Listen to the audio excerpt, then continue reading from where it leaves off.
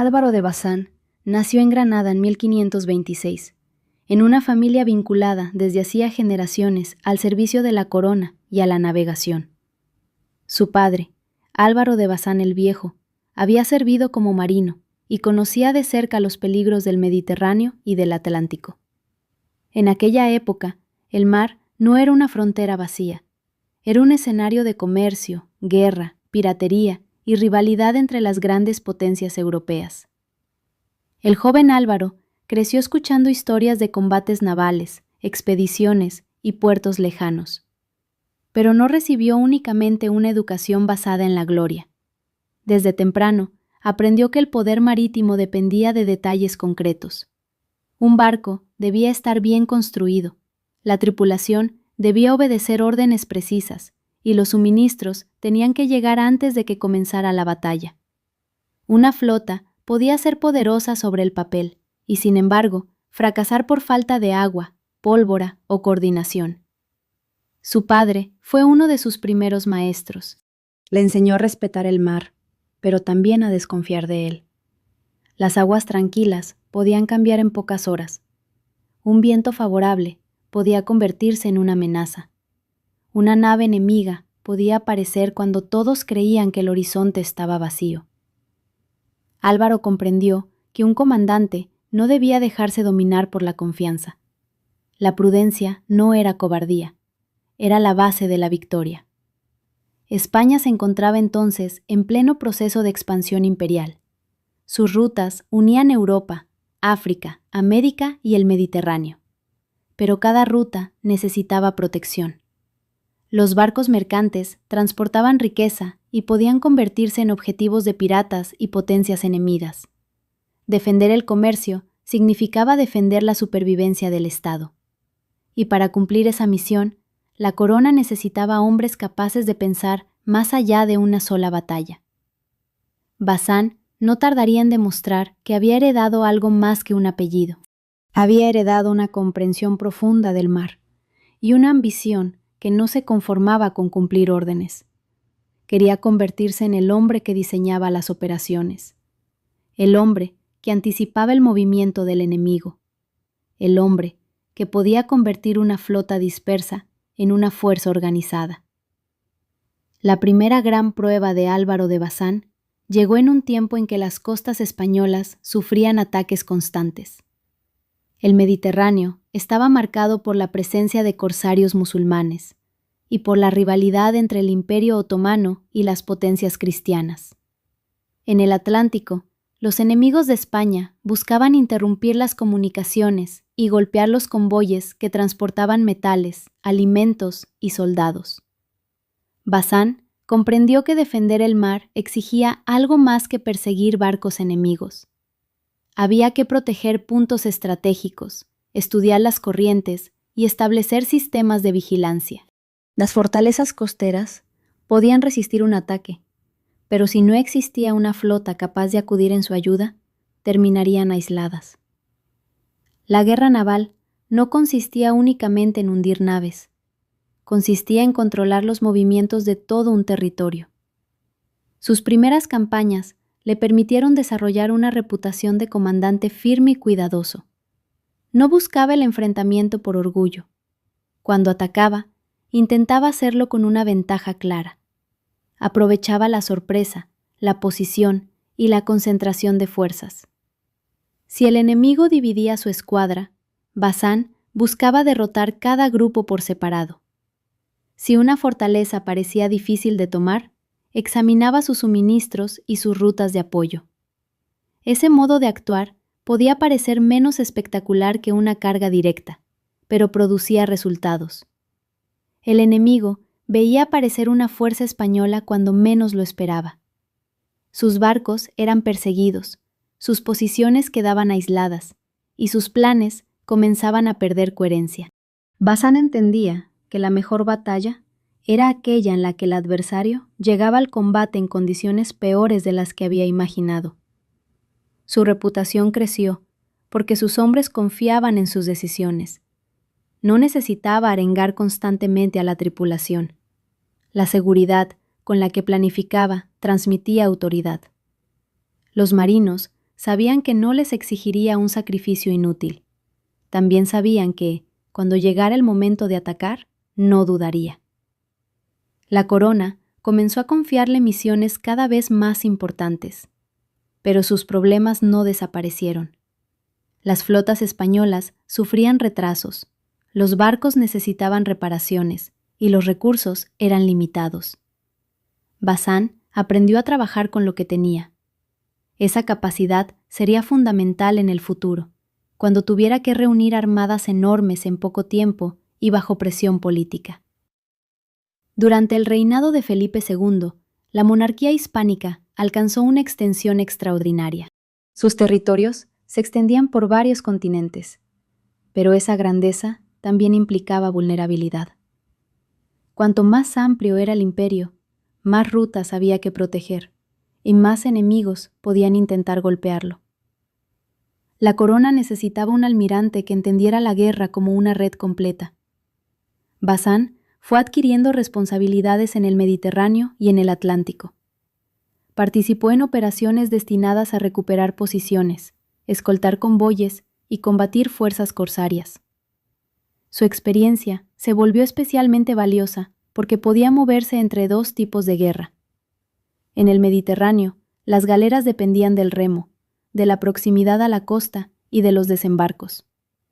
En el Atlántico, los grandes galeones exigían otra forma de maniobra, más relacionada con el viento, la artillería y las distancias largas. El almirante supo adaptar sus métodos.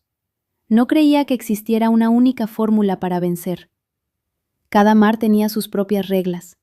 Cada enemigo tenía una manera distinta de combatir. Cada barco debía ser utilizado según sus características. Esa flexibilidad lo alejaba de los comandantes que repetían tácticas por tradición. Bazán también prestó mucha atención a la artillería naval. Comprendió que los cañones podían decidir una batalla antes del abordaje. Una nave que lograba mantener la distancia y disparar con precisión podía destruir la capacidad de maniobra del enemigo.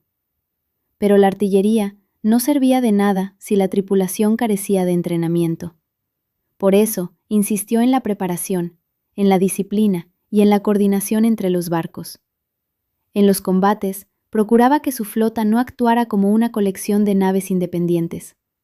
Quería que cada capitán entendiera su función. Un barco podía atraer al enemigo, otro cerrar una salida, y otro reservarse para el momento decisivo. Esta forma de pensar convertía la batalla en una composición, casi como una obra en la que cada parte debía entrar en el instante exacto. Su carrera se consolidó con una característica poco común. Bazán no necesitaba arriesgarlo todo para obtener una victoria.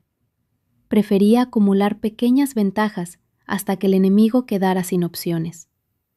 Esa paciencia no significaba lentitud. Significaba saber cuándo la velocidad era necesaria y cuándo podía ser una trampa. Uno de los grandes desafíos de la época fue la lucha contra el poder otomano en el Mediterráneo. El Imperio Otomano poseía una enorme fuerza naval y controlaba numerosos puertos y rutas. La amenaza no afectaba solo a los ejércitos. Las ciudades costeras vivían bajo el temor de ataques, saqueos y capturas de población. España y sus aliados necesitaban coordinarse para contener esa expansión. La respuesta no podía depender de una sola potencia. Había que reunir barcos, soldados, provisiones y mandos capaces de trabajar juntos. Esa coordinación resultaba difícil porque cada reino defendía sus intereses y cada comandante tenía sus propias prioridades. Bazán participó en campañas que exigieron paciencia y capacidad logística. En una expedición, la victoria no dependía solamente del combate principal. También era necesario alimentar a miles de hombres, mantener los barcos en condiciones y asegurar que los mensajes llegaran a tiempo. La distancia entre los puertos y el frente podía transformar un problema pequeño en una catástrofe. El almirante desarrolló una reputación de organizador excepcional. Sabía calcular la cantidad de suministros, prever los retrasos y elegir los puntos donde una flota podía refugiarse. No era un hombre que viera la batalla como un momento separado de todo lo demás. Para él, la batalla comenzaba en los astilleros, en los almacenes y en las oficinas donde se preparaban las órdenes. Su conocimiento del mar también le permitía leer las condiciones naturales. El viento podía favorecer una emboscada o impedir una retirada. Las corrientes podían acercar a una flota a la costa o dejarla expuesta. Las costas rocosas podían convertirse en aliados si se conocían bien. Bazán utilizaba esa información como quien utiliza una segunda flota invisible. La tensión creció hasta desembocar en grandes enfrentamientos mediterráneos. En ellos, las fuerzas cristianas intentaron frenar el avance otomano. Bazán no siempre ocupó el lugar más visible, pero sus decisiones contribuyeron a mantener la cohesión de la armada. En una batalla compleja, donde cientos de naves se movían entre humo y confusión, el control de las reservas podía decidir el resultado. Él comprendía que una fuerza de apoyo introducida en el momento correcto podía cambiar toda la situación. No lanzaba sus mejores barcos al principio por impulso. Esperaba, observaba, y cuando encontraba una brecha, actuaba con rapidez. Esta mezcla de calma y violencia controlada se convirtió en una de sus marcas. La batalla de Lepanto, en 1571, se convirtió en uno de los enfrentamientos navales más famosos de la historia. La flota de la Liga Santa se enfrentó a la armada otomana en el Golfo de Patras. La magnitud del combate fue enorme. Miles de hombres participaron en una lucha que mezcló artillería, abordajes, fuego y maniobras difíciles. Álvaro de Bazán desempeñó un papel decisivo como comandante de la reserva. Mientras las escuadras principales se enfrentaban, él permaneció atento a los puntos donde la batalla podía romperse. Esa posición requería una disciplina enorme. El comandante de una reserva debía resistir la tentación de intervenir demasiado pronto. Si actuaba antes de tiempo, podía desperdiciar sus fuerzas. Si esperaba demasiado, podía permitir que el enemigo dominara la situación. Bazán observó cómo avanzaba el combate. Algunas zonas comenzaron a mostrar signos de peligro. Las líneas se desordenaban y ciertas naves quedaban aisladas. En ese momento, la reserva dejó de ser una fuerza pasiva. Entró en acción para apoyar las posiciones amenazadas y reforzar los ataques decisivos. Su intervención ayudó a evitar que la flota cristiana perdiera cohesión. En una batalla de esa escala, la victoria no dependía únicamente de hundir más barcos. También dependía de impedir que el enemigo concentrara sus fuerzas contra un sector debilitado. Bazán sabía que una derrota local podía convertirse rápidamente en una derrota general. Lepanto terminó con una victoria de la Liga Santa. La armada otomana sufrió un golpe severo y el prestigio de las potencias cristianas aumentó. Pero la importancia de Bazán no se limita a haber estado presente. Su actuación mostró una forma madura de mando. No buscó la gloria personal en el primer momento. Protegió la estructura de la batalla y utilizó sus fuerzas cuando podían producir el máximo efecto. Después de Lepanto, su reputación se volvió internacional. El almirante había demostrado que sabía actuar en una batalla enorme sin perder la visión del conjunto. También había demostrado que el éxito de una flota depende de la disciplina y de la coordinación. Los hombres que vencen no son siempre los que atacan primero. A veces son los que saben esperar mientras todos los demás luchan. La victoria de Lepanto no puso fin a los conflictos del Mediterráneo. Las potencias continuaron disputando puertos, islas y rutas. La guerra se transformó en una sucesión de campañas donde la diplomacia y la fuerza militar se mezclaban constantemente. Bazán recibió nuevas misiones y tuvo que demostrar que su talento no dependía de una sola batalla. Fue nombrado Marqués de Santa Cruz en reconocimiento a sus servicios. El título aumentó su prestigio, pero también las expectativas de la corona. A partir de entonces, Cada operación que dirigiera sería observada con mayor atención. Los éxitos reforzarían su influencia. Los fracasos podrían dañar su reputación y la confianza del rey. Bazán entendía que la guerra naval no se ganaba únicamente con combates. En muchas ocasiones, la presencia de una flota bastaba para obligar al enemigo a cambiar sus planes. Una escuadra bien situada podía proteger un puerto sin disparar. Otra podía bloquear el suministro de una ciudad y forzar su rendición. El almirante sabía que la amenaza de la fuerza podía ser tan eficaz como su uso. Durante sus campañas, también participó en operaciones de desembarco y conquista. Estas misiones exigían coordinar barcos y tropas terrestres. La artillería naval debía apoyar el avance de los soldados, mientras las naves protegían las comunicaciones y los suministros. Un error de sincronización podía dejar a un ejército aislado en la costa. Bazán destacó por su capacidad para preparar estas operaciones con precisión. Analizaba la configuración del terreno, los puntos de desembarco y la posición de las defensas. Sabía que el mar no terminaba en la playa. La victoria naval debía continuar tierra adentro. Por eso buscaba que las tropas llegaran con rapidez y que los barcos pudieran seguir apoyándolas. Su experiencia también le enseñó a desconfiar de los planes excesivamente ambiciosos. Las operaciones militares solían comenzar con mapas y promesas, pero terminaban enfrentándose a corrientes, enfermedades, retrasos y decisiones humanas. Bazán intentaba reducir las incertidumbres, aunque sabía que nunca podría eliminarlas por completo. Cada éxito aumentaba su autoridad, pero también alimentaba una nueva responsabilidad. La corona empezó a considerarlo el hombre adecuado para una empresa que podía cambiar el equilibrio del Atlántico. El objetivo era Inglaterra, y el plan necesitaría una armada de proporciones extraordinarias. Felipe II decidió preparar una gran expedición contra Inglaterra. El conflicto entre ambas potencias había crecido durante años. Los ataques ingleses contra barcos españoles, el apoyo a los rebeldes de los Países Bajos y las tensiones religiosas habían convertido la rivalidad en una guerra abierta. Para la monarquía española, Inglaterra debía ser neutralizada. La invasión parecía una solución definitiva.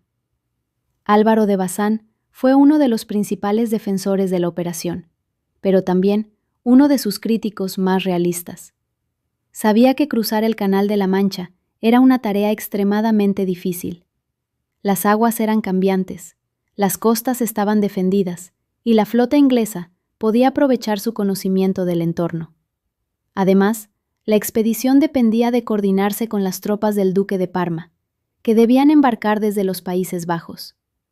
Bazán propuso planes, calculó necesidades y señaló los peligros. Sabía que la armada debía contar con suficientes barcos de transporte, munición, alimentos y embarcaciones capaces de proteger el desembarco. También necesitaba información precisa sobre los puertos ingleses y las condiciones meteorológicas. Durante años, el marqués trabajó en la preparación del proyecto. La corona necesitaba construir barcos, reunir tripulaciones y coordinar recursos procedentes de distintos territorios. La escala era enorme. No se trataba de una flota cualquiera. Era una operación destinada a cruzar un canal hostil, proteger un ejército y establecer una cabeza de puente en territorio enemigo. Pero los preparativos sufrieron retrasos. La falta de recursos, las dificultades de fabricación y las guerras en otros lugares complicaron el proyecto. Bazán insistía en que una expedición de ese tamaño no podía improvisarse. Necesitaba tiempo. Sin embargo, la presión política aumentaba. El rey quería actuar, y la situación internacional parecía exigir una respuesta. El almirante murió antes de que la armada partiera. Su fallecimiento, en 1588, privó a la expedición de su principal planificador naval. La flota, que finalmente salió hacia Inglaterra, quedó al mando del duque de Medina Sidonia, un noble con experiencia en tierra, pero sin la preparación marítima de Bazán. La muerte del marqués cambió el destino de la empresa. Muchos de sus planes fueron modificados o no se aplicaron. La armada salió al mar, pero no era exactamente la fuerza que él había imaginado. Y pronto tendría que enfrentarse a condiciones que exigían el tipo de experiencia que solo él poseía. La Armada Española partió en 1588 con la misión de establecer contacto con el ejército de Parma y escoltarlo hasta Inglaterra. La empresa se convirtió en uno de los acontecimientos más observados de Europa. La flota era enorme y representaba la capacidad de la monarquía española. Pero su tamaño también generaba problemas. Los barcos debían navegar en formación, mantener comunicación y responder a las condiciones del mar. El Canal de la Mancha no era un espacio dócil. Las mareas, las corrientes y los cambios de viento podían desordenar la escuadra. Además, la flota inglesa empleó naves más maniobrables y tácticas, destinadas a evitar el abordaje. Los ingleses atacaron desde la distancia, aprovechando la artillería y el movimiento.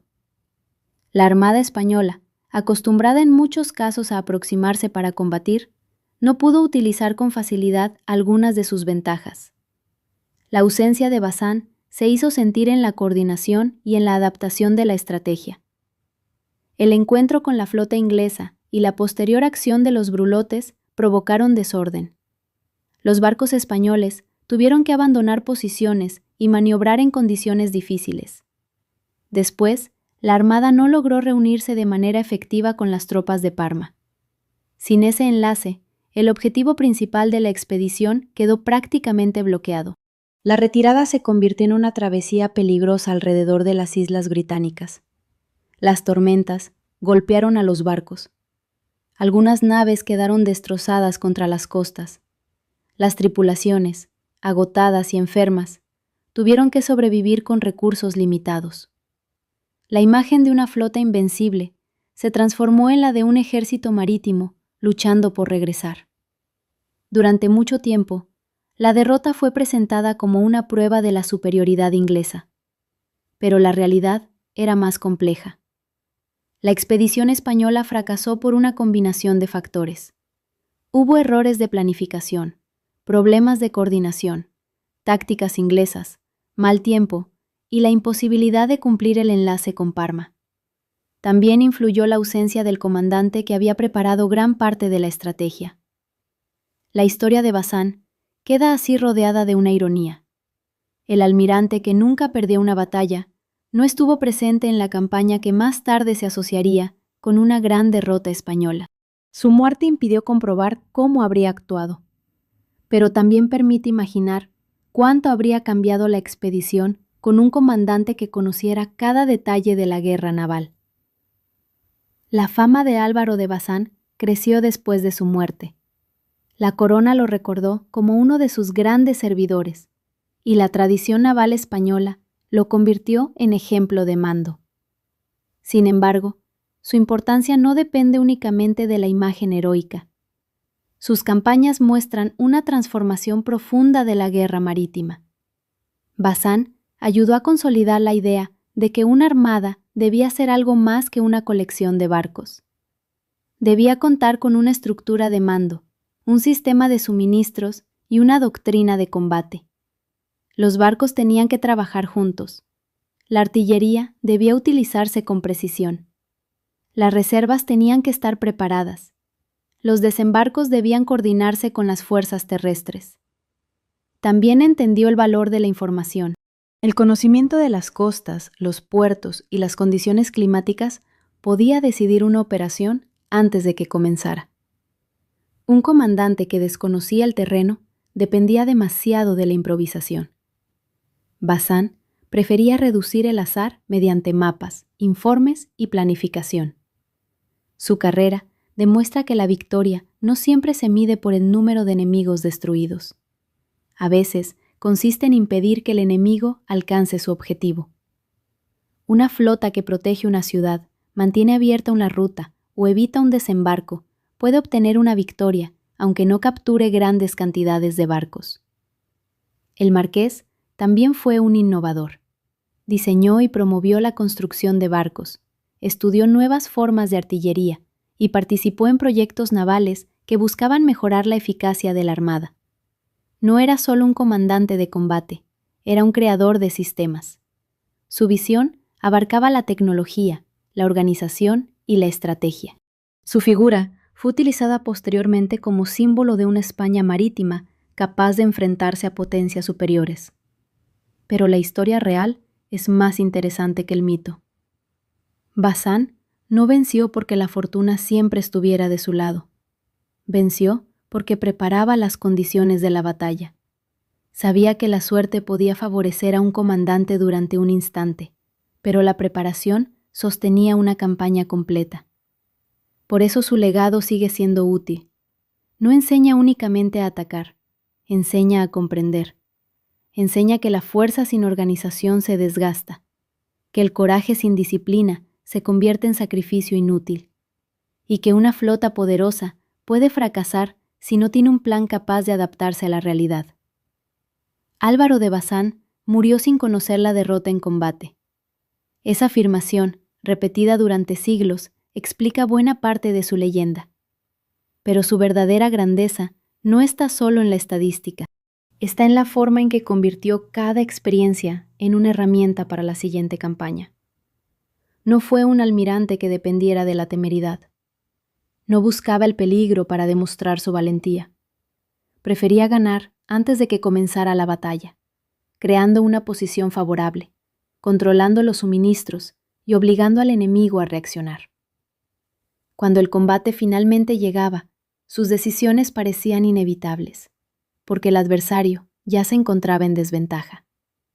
Su vida estuvo ligada a un imperio gigantesco, lleno de riquezas, pero también de contradicciones. España debía proteger rutas demasiado largas, territorios demasiado dispersos y fronteras marítimas constantemente amenazadas. Bazán entendió que la defensa de ese mundo exigía mucho más que discursos de grandeza. Exigía barcos, hombres, recursos y una estrategia capaz de reconocer los límites.